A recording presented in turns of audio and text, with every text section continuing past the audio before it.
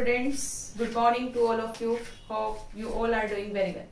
Students, इससे पहले हम केमिकल काइनेटिक्स कवर कर चुके हैं. आज जो हम डिस्कस करेंगे इलेक्ट्रोकेमिस्ट्री. इसमें से भी आपके न्यूमेरिकल्स आते हैं पेपर में, तो ये भी यूनिट आपकी बहुत इंपॉर्टेंट है. तो इलेक्ट्रोकेमिस्ट्री स्टार्ट करते हैं. तो इलेक्ट्रोकेमिस्ट्री का सबसे पहले हम क्या प्रिडिक्ट करेंगे, मीनिंग क्या होता है. ठीक है, what do you mean by electrochemistry. तो देखो बच्चों, इलेक्ट्रो वर्ड आपको क्या इंडिकेट करता है. इलेक्ट्रो आपको इंडिकेट करता है स्टडी ऑफ इलेक्ट्रॉन्स. ठीक है, किसकी स्टडी करेंगे, जिस केमिस्ट्री में हम सारे कंसेप्ट किससे रिलेटेड पढ़ते हैं, इलेक्ट्रॉन से रिलेटेड, तो उसको हम हमेशा किस में पढ़ते हैं, इलेक्ट्रोकेमिस्ट्री. तो इलेक्ट्रोकेमिस्ट्री मोस्ट इंपॉर्टेंट ब्रांच है केमिस्ट्री की, जिसमें हम फ्लो ऑफ इलेक्ट्रॉन्स के बारे में क्या करेंगे, डील करेंगे कि इलेक्ट्रॉन कैसे फ्लो करते हैं. जब भी बच्चों, आप सबको पता है, छोटी क्लासेस से पढ़ते आ रहे हो कि जब भी इलेक्ट्रॉन्स का फ्लो होता है तो वहां पे एक एनर्जी प्रोड्यूस होती है जिसका नाम क्या है, इलेक्ट्रिकल एनर्जी, जिसको हम करंट, इलेक्ट्रिसिटी कुछ भी बोल सकते हैं.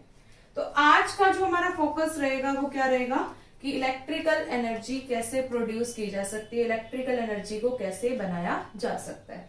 तो इलेक्ट्रोकेमिस्ट्री फिजिकल केमिस्ट्री की बहुत इंपॉर्टेंट यूनिट है, जिसमें हम इलेक्ट्रॉन्स का कंसेप्ट पढ़ेंगे और इलेक्ट्रॉन के कंसेप्ट से जो एनर्जी प्रोड्यूस हो रही है, that is the electrical energy, उसका हम अपनी डेली लाइफ में रोल देखेंगे. डिफरेंट प्लेसेस पे क्या क्या काम करेगी, कैसे कैसे ये यूजफुल रहेगी, उसके बारे में हम पढ़ेंगे. तो इस चैप्टर में बच्चों हम मेन 3 सेल्स पे फोकस करते हैं इलेक्ट्रोकेमिस्ट्री में, जो इलेक्ट्रिकल एनर्जी प्रोड्यूस करेंगी. ठीक है, इलेक्ट्रोकेमिस्ट्री के अंदर हम क्या डील करेंगे बच्चों, 3 types of cell. One is your galvanic cell. ठीक है, second is your electrolytic cell और third is your concentration cell. 3 cells मैं आपको यहां पे पढ़ाऊंगी, दैट इज इलेक्ट्रोकेमिकल सेल भी बोल देते हैं इसको. गैल्वेनिक सेल का अनदर नेम क्या है बच्चों, इलेक्ट्रोकेमिकल सेल, जिसके बारे में मैं आपको भी डिटेल में पढ़ाऊंगी. ठीक है, second is your electrolytic cell, third is your concentration cell. अब बच्चों सुनने की बात क्या है, जो आपकी इलेक्ट्रोकेमिस्ट्री को क्यों स्टडी किया गया, क्यों बनाई गई ये यूनिट, सबसे पहले हमें ये भी पता होना चाहिए. तो इलेक्ट्रोकेमिस्ट्री इतनी इंपॉर्टेंट क्यों है, तो सारा कंसेप्ट यहाँ पे जो बेस्ड है ना बच्चों, वो आपकी किस पे है, रिडॉक्स रिएक्शंस पे. ठीक है, यहां से सबसे पहले माइंड में आया था कि अगर हम रिडॉक्स रिएक्शंस करा रहे हैं तो क्या होता है कि वहां पे ना बच्चों आपको एक चीज पता होना चाहिए, जब भी एक रिडॉक्स रिएक्शन होगी ना, वहां पे एक एनर्जी प्रोड्यूस होती है, दैट इज केमिकल एनर्जी. जब भी रिडॉक्स रिएक्शन होगी, रिडॉक्स रिएक्शन किसी भी एलिमेंट्स के बीच में हो, तो वहां पे केमिकल एनर्जी प्रोड्यूस होती है. तो वो केमिकल एनर्जी हमारे काम की नहीं होती, तो हम सोचते हैं कि उस केमिकल एनर्जी को अनदर फॉर्म ऑफ एनर्जी में कन्वर्ट किया जाए, जो हमारे लिए क्या रहे, यूजफुल रहे. तो इसीलिए बच्चों यहां से स्टडी की गई थी कि अगर रिडॉक्स रिएक्शन में केमिकल एनर्जी प्रोड्यूस हो रही है, तो वो केमिकल एनर्जी को कौन सी एनर्जी में कन्वर्ट किया जाए जो हमारे लिए क्या रहे, यूजफुल. क्लियर. तो आज जो हम टॉपिक पढ़ेंगे वो रिडॉक्स से रिलेटेड पढ़ेंगे. आज मैं आपको टाइप्स ऑफ रिडॉक्स रिएक्शन भी बताऊंगी और कौन सी सेल हेल्प करती है जो केमिकल एनर्जी को अनदर यूजफुल एनर्जी में कन्वर्ट कर दे, तो उसके बारे में भी हम डिटेल में पढ़ेंगे. ठीक है बच्चों, अभी तक हमने थोड़ा सा बेसिक पढ़ लिया कि हमने कितने टाइप की सेल स्टडी करनी है, क्या क्या इसमें पढ़ना है, क्यों पढ़ रहे हैं. तो ये कुछ हमारा बेसिक था जो आपको समझ में आ गया होगा. तो स्टूडेंट्स, अब हम डिस्कस करने जा रहे हैं क्या, रिडॉक्स रिएक्शन. क्योंकि जब तक हमें डिटेल में रिडॉक्स रिएक्शन के बारे में नहीं पता होगा ना, तब तक हम इलेक्ट्रोकेमिस्ट्री को नहीं पढ़ सकते. तो सबसे पहले देखना बच्चों, मान लीजिए कोई भी रिडॉक्स रिएक्शन है आपकी, बेसिक पढ़ते हैं सबसे. रिडॉक्स रिएक्शन है, कंसीडर करना आपने जिंक लिया, उसको कॉपर सल्फेट के साथ रिएक्ट कराया, तो आपको पता ही है zinc is more reactive than copper. तो क्या होगा, जिंक सल्फेट बनेगा और साथ में कॉपर। अब आपको ये भी पता है, हम इसकी जब ऑक्सीडेशन स्टेट निकालते हैं, कोई भी चीज अगर कोई भी मेटल एलिमेंटल स्टेट में मतलब उसके अंदर कुछ भी नहीं है तो उसकी ऑक्सीडेशन स्टेट क्या होती है, 0। सल्फेट पे चार्ज -2, कॉपर पे +2, सेम सल्फेट पे -2, जिंक पे +2, और कॉपर एलिमेंटल स्टेट में है तो इसकी ऑक्सीडेशन स्टेट क्या होगी, 0। अब आप ध्यान से देखिए बच्चों, जो जिंक है वो 0 से जा रहा है किसमें, +2 में, तो आप क्या बोलोगे, इसका क्या होगा, ऑक्सीडेशन, है ना। कॉपर +2 से किस में जा रहा है, 0 में, तो आप क्या बोलोगे, इसका रिडक्शन। तो आपको पता चल गया, जिस रिएक्शन में ऑक्सीडेशन रिडक्शन दोनों होते हैं तो वो कौन सी रिएक्शन होती है, हमारी रिडॉक्स रिएक्शन। अब देखो बच्चों, रिडॉक्स रिएक्शन जब भी होती है तो वहां पे एक एनर्जी प्रोड्यूस होती है, जो मैंने अभी आपको बताया था, that is the chemical energy. और केमिकल एनर्जी हमारे किसी काम की नहीं होती, तो केमिकल एनर्जी को हम सोचते हैं कि हम क्यों ना इसको किस में कन्वर्ट कर दे, इलेक्ट्रिकल एनर्जी में। तो अब हमारा मेन टारगेट क्या है, केमिकल एनर्जी को इलेक्ट्रिकल एनर्जी में कन्वर्ट करना, लेकिन हमारे पास तो कोई डिवाइस ही नहीं है जो केमिकल एनर्जी को किस में कन्वर्ट कर दे, इलेक्ट्रिकल एनर्जी में। तो ऐसा डिवाइस जो केमिकल एनर्जी को इलेक्ट्रिकल एनर्जी में डिवाइस कन्वर्ट कर दे, तो वो हमारी सेल होती है, that is electrochemical cell. Electrochemical cell, electrochemical cell के नाम में ही पता चल रहा है, इलेक्ट्रो वर्ड इंडिकेट कर रहा है इलेक्ट्रिकल एनर्जी और केमिकल वर्ड इंडिकेट कर रहा है केमिकल एनर्जी, ठीक है। तो इट मीन्स जो सेल केमिकल एनर्जी से हमें इलेक्ट्रिकल एनर्जी दे दे, ऐसी सेल को कौन सी सेल बोलते हैं, इलेक्ट्रोकेमिकल सेल। और इलेक्ट्रोकेमिकल सेल जो है ना बच्चों, इसका अनदर नेम आपको कंफ्यूज करता है, इसका अनदर नेम है बच्चों गैल्वेनिक सेल, ठीक है। और एक नेम और है, दैट इज वोल्टिक सेल। किसी भी नेम से आपके पेपर में आ सकता है। इलेक्ट्रोकेमिकल सेल का अनदर नेम मैंने आपको क्या बताया, गैल्वेनिक सेल और वोल्टिक सेल। अब क्यों, क्योंकि गैल्वेनिक सेल क्यों बोला गया, क्योंकि एक साइंटिस्ट था ल्यूगी गैल्वेनी, जिसने इसके ऊपर स्टडी की थी, उसके ओनर में ही इसके नाम क्या रख दिया गया, गैल्वेनिक सेल। वोल्टिक सेल क्यों बोला गया, क्योंकि एक साइंटिस्ट था अलेक्सेंड्रो वोल्टा, जिसने इस सेल के बारे में बताया था, तो इसीलिए इसका नाम क्या भी रख दिया गया, वोल्टिक सेल। क्योंकि दो साइंटिस्ट थे जो दोनों ही इस सेल के ऊपर काम कर रहे थे, तो उन्हीं के ओनर में इसको इलेक्ट्रोकेमिकल सेल भी बोल देते हैं, गैल्वेनिक सेल भी बोल देते हैं, इवन वोल्टिक सेल भी बोल देते हैं।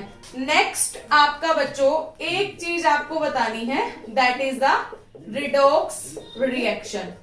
रिडॉक्स रिएक्शंस को दो कैटेगरी में डिवाइड किया गया है बच्चों। एक होती है डायरेक्ट रिडॉक्स रिएक्शन और एक होती है हमारी इनडायरेक्ट रिडॉक्स रिएक्शन। क्लियर? तो अगर आपसे कोई भी आपकी नॉलेज चेक करने के लिए पूछ ले कि रिडॉक्स रिएक्शन को कितनी कैटेगरी में डिवाइड किया जा सकता है, तो रिडॉक्स रिएक्शन को दो कैटेगरी में डिवाइड कर सकते हैं, वन इज योर डायरेक्ट और वन इज योर इनडायरेक्ट। देखो बच्चों, नाम से कंफ्यूजन दूर होगा। डायरेक्ट रिडॉक्स रिएक्शन क्या होती है? देखो बच्चों, एक बीकर है आपके पास, इस बीकर में आपने एक तो लगा रखी है जिंक की रॉड, एक लगा रखी है आपने कॉपर की रॉड, ठीक है। एक लगा रखी है जिंक की रॉड और एक लगा रखी है आपने कॉपर की रॉड, और दोनों को कनेक्ट कर दिया, ठीक है।